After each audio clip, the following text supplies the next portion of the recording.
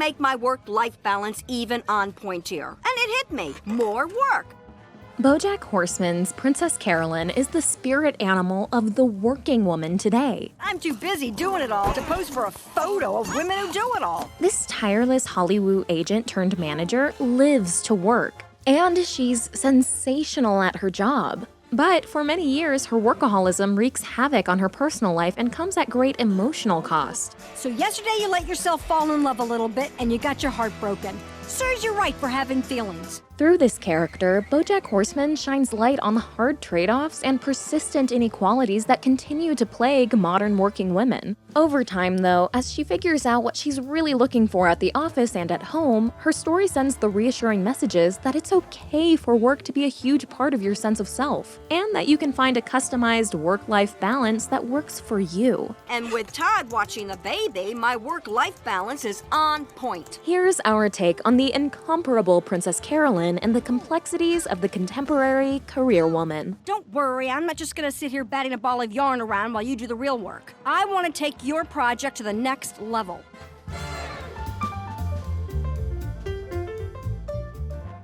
You're watching The Take.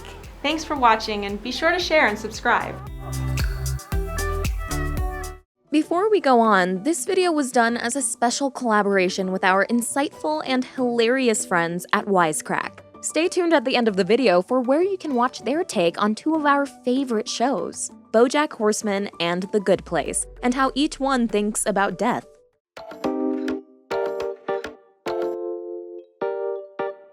Princess Carolyn's story does justice to both the rewards and the pitfalls of the working woman character type. Like the most inspiring working women on screen, she embodies the power in pouring so much energy into doing what you love and being the best at it. While you were blabbering on, I had our lit assistant take care of everything. A navel-gazing book of observations. Sounds fun. No, I sold it. You have 6 months. Enjoy the process. She's essential and ubiquitous, enterprising and indefatigable, always rational and cool in a crisis. I need your help. I've done something bad. Very bad. Put the corpse on ice. I'm on my way. Princess Carolyn brings unbridled drive, passion, and creative problem-solving to what she does. I worked on it all night. The thing that's gonna save your career. Princess Carolyn's habit of speaking in unbelievably long, punny tongue twisters Courtly roles like the formerly portly consort are Courtney Portney's forte. echoes her vigorous mind that's always in motion and the zeal with which she performs any task. Are you saying the Van Sant Camp wants to recant on Van Camp? Because they can't! Princess Carolyn's excellence at work is all the more impressive considering she clawed her way up from nothing through sheer force of will. So you've gone from daughter of a maid to head of your own company. For all that the show relishes what's great about Princess Carolyn's professional drive, it also never sugarcoats the hardships and tough choices she faces precisely because she's a working woman. Look at the emotional labor she performs for the clients who seem to be helpless without her. Much of her time is spent building people up, You're bright and you're funny and you're handsome and you're talented. managing egos, Bojack will go on TV and explain this unfortunate faux pas du fromage. Won't you, Bojack? Ugh, fine. Once again, Hero Bojack will clean up everyone else's mess. and offering a sympathetic ear. Hey, champ. Everything okay? Emotional labor often falls disproportionately on the shoulders of women, and all this thankless work must be squeezed in around handling a mountain of actual business. Adding to PC's impossible workload is the fact that she's usually surrounded by male incompetence. Hope you like kicking ass, Charlie, because that's all we're gonna do today. My tie got stuck in the copier this morning. From the beginning, her career has been an uphill battle against ingrained and institutional sexism. She starts as an assistant to a sleazy agent who offers her no opportunities for advancement. Oh, again with this I want to be a female agent thing. They don't even have a word for it. Agentess, agentrix. It's just called Agent, Marv. It takes more than a decade before she can graduate to becoming a high-powered agent herself. Yet, even then, her achievements often go overlooked or unappreciated. You screwed up! Once in 23 years! All these years I've carried you when no one wanted to work with you, and I still managed to get you jobs. But while it's not fair that she has to constantly be better than the men around her just to stay afloat, This unyielding pressure does contribute to PC's ability to operate on a higher level than the rest. Today, one agent did something that no one else could. I'll give you 2 hints. Catcher and rye. Nothing. It's nothing. Charlie Witherspoon caught a rye bagel coming out of the toaster. Being a career woman who's lasted as long as she has, at times Princess Carolyn struggles to balance the savvy cynicism that's a job requirement in her industry. In everyone's head, you've apologized for the really bad stuff without legally implicating yourself. Does that work? All the time. With retaining a compassionate side. He's kind of in a bad place right now. We can't just drop him. During the assistant strike in Season 6, she and Lenny Turtletaub villainously bribe and manipulate the strike leaders to maintain the status quo, so that agents won't have to stop treating entry-level workers like garbage. I'd have to talk it over with my colleagues. Why? Those are assistants. You're not one of them anymore. You're one of us. But in the end, it's the memory of her past as an assistant that brings her to do the right thing by connecting the strikers with the supremely competent Judah. If you're serious about negotiating with the assistants, it's imprudent to send the message you don't respect our time. So as much as she's been shaped by working in a sometimes dirty business, she managed to avoid becoming that cautionary tale of the hardened career woman who's lost sight of the bigger picture. You want this life? Those choices are necessary. Most centrally, Princess Carolyn embodies the fundamental struggle that working women have been trying to figure out ever since they entered the office: work-life balance. You can give me a date for tonight. Actually, make that 3 dates. Who knows when I'm gonna get another night off? The career woman character type is usually painted as so devoted to her job that she lacks any semblance of a personal life. You haven't been on a date in 2 years. This is a chicken or the egg dilemma. Is she alone or struggling in her relationships because she's always put her career first? Or does she throw herself into her work because she's trying to avoid the messiness of her lackluster private life? I don't think you take the time to know who you are. You're always working.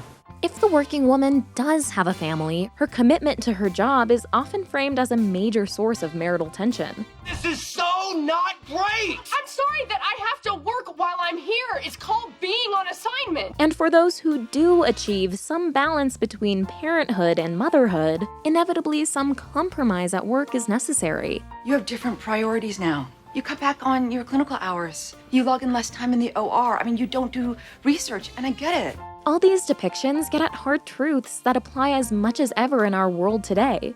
Having it all remains elusive. All too often, women are actually punished for trying to have it both ways. Actually, you've been late rather frequently. There was the deposition last Tuesday and the motion hearing last Friday, and you left early on Monday. Way to watch my back, Fern. Or forced to make a difficult choice about what they value most. Tucker gave me an ultimatum: the fellowship or our marriage. But in spite of the reality, as Princess Carolyn confronts, today this character type must also perform the perfect, effortless appearance of having it all. It's a photo shoot for women who do it all. The kids are part of the all. Otherwise, we'd just be women who do. This is the root of Princess Carolyn's rivalry with Vanessa Gecko, who is naturally gifted at this performance. Wow, being a mom helped my career? I really can have it all. When things don't come so easily, the career woman often feels pressure to hide her struggles. As we see in Princess Carolyn's difficult journey toward motherhood, we eventually learn she's experienced the devastating pain of 5 miscarriages. But she keeps this a secret even from her supportive partner, Ralph Stilton, until they're breaking up. You've had 2 miscarriages now. 5. And what? I've had 5 miscarriages. 1 last year, now 1, and 3 others before. But it's whatever, it's okay.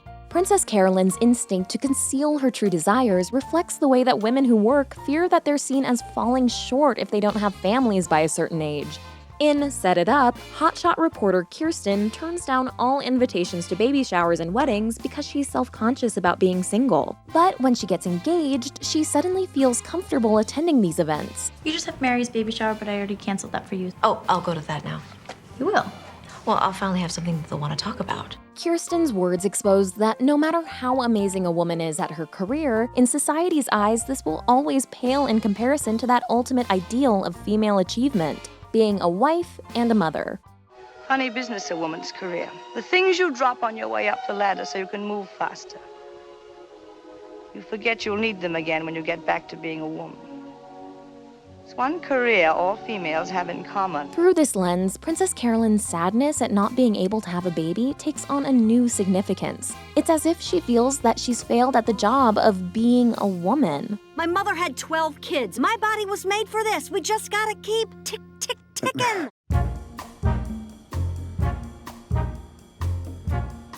One of Princess Carolyn's greatest strengths in her job is that she knows how to spin a good story. I saw the whole thing. Mr. Peanut Butter said, "I'm a sad dog," and jumped right in front of the car. I think he's a really sad dog, you guys. You know, like the me. She works in an industry that creates stories on screen, and her domain is carrying this over into the real world as she helps clients craft public narratives of their lives. So Sarah Lynn, that's okay. We can spin this. On the personal level, PC has modeled her whole life on a story. When she was young, she would religiously watch the Amelia Earhart story for inspiration. But a woman's never flown to the sun before. So Princess Carolyn imagined herself a pioneering woman who would one day soar to great heights, reflecting the power in envisioning a bright future for yourself and then manifesting it.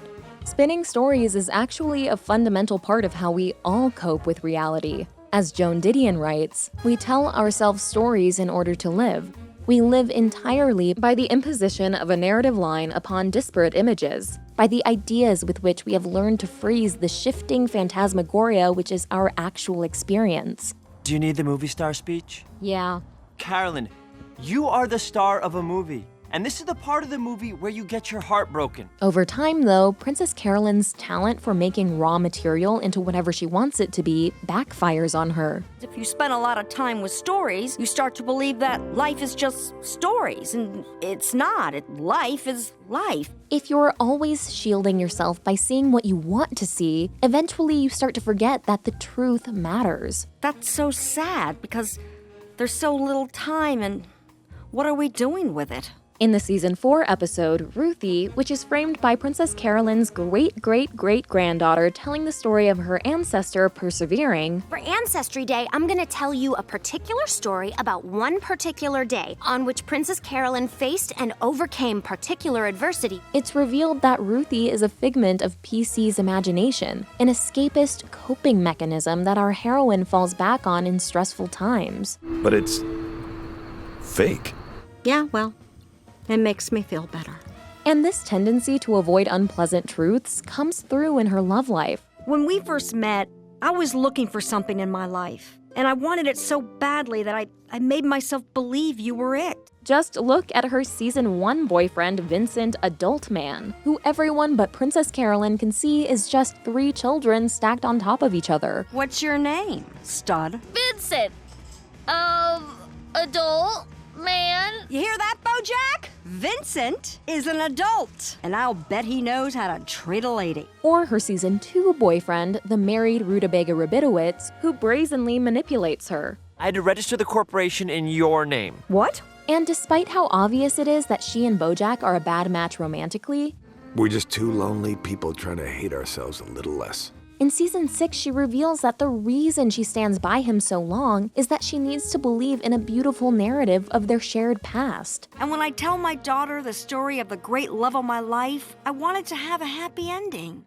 Princess Carolyn can also be restricted by our culturally prescribed narrative of who the career woman is. Starting now, you are a hard, heartless career gal. Go to work, be awesome at it, and don't waste time on foolish flights of fancy. She subconsciously conforms to the popular idea of this character type as unemotional, independent, and tough as nails. From now on, you are a robot. Beep, bop, boop, blurp, bleep. Yet, while this helps Princess Carolyn make sense of her life by fitting it into familiar narrative terms, her belief that she shouldn't depend on anyone is just really hard to need people. Leads her to push people away and repress her extreme emotional pain.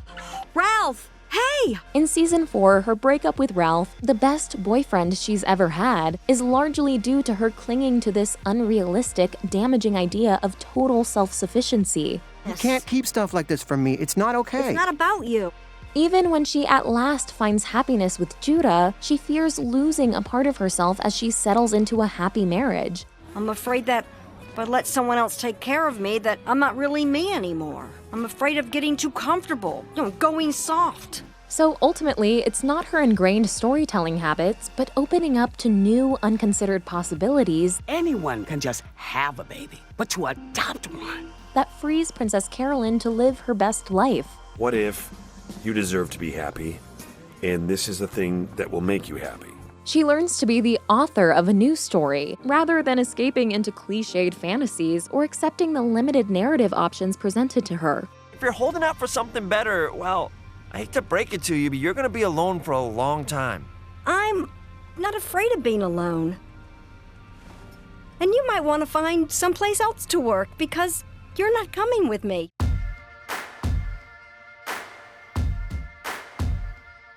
Refreshingly, the solution to PC's woes isn't work-life balance in the traditional sense. At least, not meaning that she must be devoting equal hours and attention to both spheres. I'm dying here, Bojack. I need my job. I love my job. Her journey is about accepting that she is a career woman first, and that the version of balance that's right for her is weighted more toward time at the office than being at home. I don't think you actually want perfect and serene and enough time to finally catch up on the good wife. Stop kidding yourself, Princess Carolyn. If you really wanted the simple life, you'd have a simple life. Work is where Princess Carolyn is most empowered, most herself. Being a mom doesn't come as naturally to her.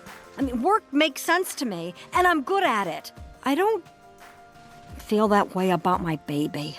But when first she's deciding on a name, the joke that she's going to call her daughter, Untitled Princess Carolyn Project, foreshadows something important. She is your client now. Ironically, cracking the new motherhood code comes from thinking of it as another job. Do you love all your clients' projects? Of course. No, you don't. But you take care of them and you keep them alive because that's your job. So now you've got a new job. In fact, she's already been playing the mother for years before adopting Ruthie, since she's constantly taking care of everyone around her. Oh, sorry, it's work. Everyone I work with is such a baby. The next part of the process is finding the right support system. Early in season 6, when PC is trying to do everything herself, at last, she can't avoid the fact that the rigid, go-it-alone narrative she's bought into for so long is not sustainable. She learns one of the working mom's key lessons, that it's all about the team you cultivate to support you. Her life starts to improve when she finds the perfect full-time nanny for her family, Todd. Even though he's not the one most might choose based on a resume. I do know her routine and all of her favorite foods and how to do funny voices for bedtime stories. She also recruits her former assistant, Judah, You're the best assistant I ever had. to be her company's new chief of operations, thus taking a lot of the more tedious work that's been sucking up her time off her plate. There's always so much stupid bullshit to take care of there. Aren't you the boss? Why are you doing the stupid bullshit? When her relationship with Judah grows into a romantic partnership, the match is fitting. It captures how merged her career is with her intimate personal self. Judah is her right hand at the office. Actually, come to think of it, a new Robin Hood sounds pretty good. Judah! Maybe from Maid Marian's point of view? Directed by Sofia Coppola? He knows her completely and admires the deeply strong, resourceful person she is at work. If there's one thing I know about this business, it's never underestimate what Princess Carolyn can do by herself. In Judah, she also finds someone who takes care of her for once. I forgot a gift. You have two options, this sourdough starter or a haiku I wrote on a grain of rice and then suspended in a bottle. Why don't we just say they're both from both of us? This calls back to a comment Bojack makes earlier in the season about the big thing missing from PC's life. You are producing a show, running a company, catering to your clients, raising a child, a Todd. You need your own Princess Carolyn to take care of you. Finally, the last step toward a work-life balance that works for her is learning to draw boundaries. Would you work for a client who has no regard for your time, your personal boundaries, and your general well-being? Yes, that's all my clients. This comes through in her endpoint with Bojack, who has long been one of her most high-maintenance, exhausting, unappreciative clients. Here's a list of directors who won't work with him, studios that won't hire him, former assistants with restraining orders. After she's cleaned up his messes for years, he finally has a screw-up too big for her to fix. I told you to do just the one interview and go back to Connecticut. But it's going to be okay, right? This frees her to at last draw a dividing line between their personal and professional relationship, as she makes it clear she's no longer interested in representing him. I can recommend some excellent people. All of these strategic moves allow her to rediscover her joy at work. For much of the show, she reveals the very relatable truth that a workaholic can become so focused on just doing the job that they lose sight of their why. Don't give your whole life to this job, because if you do, someday someone will finally ask you what you want and you'll realize you don't even know anymore. The show underlines this in season 6, when she gets the chance to run Lenny Turtletob's new female-focused studio division, Girdletob, and seems to blank on why she even wants this opportunity. I don't remember my dreams. Did I ever even have dreams? When she decides not to do the straightforward thing and to instead go her own way, this slate we're putting together, we could get some financiers and do it ourselves, right? This represents liberating herself from work just for work's sake, or work on someone else's terms. So, Princess Carolyn's endpoint sends the important message that work-life balance isn't one size fits all. She finds the specific solution that's best for her, one where she spends most of her time at the office but isn't dragged down by annoying busy work or people wrangling, and gets to enjoy quality mother-daughter time. Your first task is to clear my schedule every third Friday. I'm taking them off to be with my daughter. Princess Carolyn's workday consists of constantly thinking about and facilitating the dreams of others, and it genuinely seems to give her a thrill to help them succeed. I went through hell and back today, but it was worth it because I got you a job. But over time, it emerges that Princess Carolyn herself is the true star in her field. You're Princess Carolyn. You can do anything. For her resourcefulness, her fierce loyalty, and her trademark feline ability to land on her feet. Princess Carolyn always lands on her feet. You'll figure it out. Princess Carolyn always lands on her feet. And this is perhaps the most valuable quality for anyone who hopes to succeed professionally. God knows it's hard out here for the working woman. But if we can take our hits and keep going, we won't just get that promotion, dream job, or perfect work-life balance. We'll earn it. Whoa, Carolyn, we just come... Carolyn! My name is Princess Carolyn.